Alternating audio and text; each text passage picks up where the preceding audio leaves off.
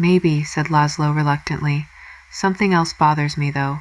None of them have ever come to our conferences on robotics, none that I can remember. Were they invited? Asked Breckenridge. Lynn, staring and worried, interposed quickly. Of course, Breckenridge said. Do they refuse attendance to any other types of scientific conferences we hold? I don't know, said Laszlo.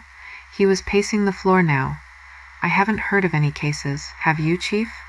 No, said Lynn. Breckenridge said, Wouldn't you say it was as though they didn't want to be put in the position of having to return any such invitation? Or as though they were afraid one of their men might talk too much?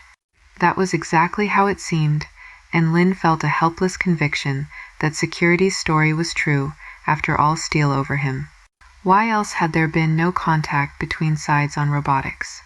There had been a cross-fertilizing trickle of researchers moving in both directions on a strictly one-for-one basis for years, dating back to the days of Eisenhower and Khrushchev. There were a great many good motives for that. An honest appreciation of the supranational character of science, impulses of friendliness that are hard to wipe out completely in the individual human being, the desire to be exposed to a fresh and interesting outlook, and to have your own slightly stale notions greeted by others as fresh and interesting. The governments themselves were anxious that this continue. There was always the obvious thought that by learning all you could and telling as little as you could, your own side would gain by the exchange.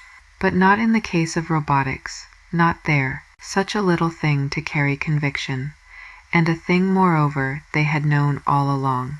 Lynn thought darkly, We've taken the complacent way out. Because the other side had done nothing publicly on robotics, it had been tempting to sit back smugly and be comfortable in the assurance of superiority. Why hadn't it seemed possible, even likely, that they were hiding superior cards, a trump hand for the proper time? Laszlo said shakenly, What do we do?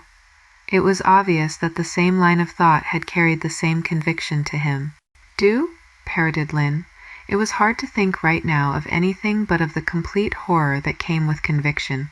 There were 10 humanoid robots somewhere in the United States, each one carrying a fragment of a TC bomb.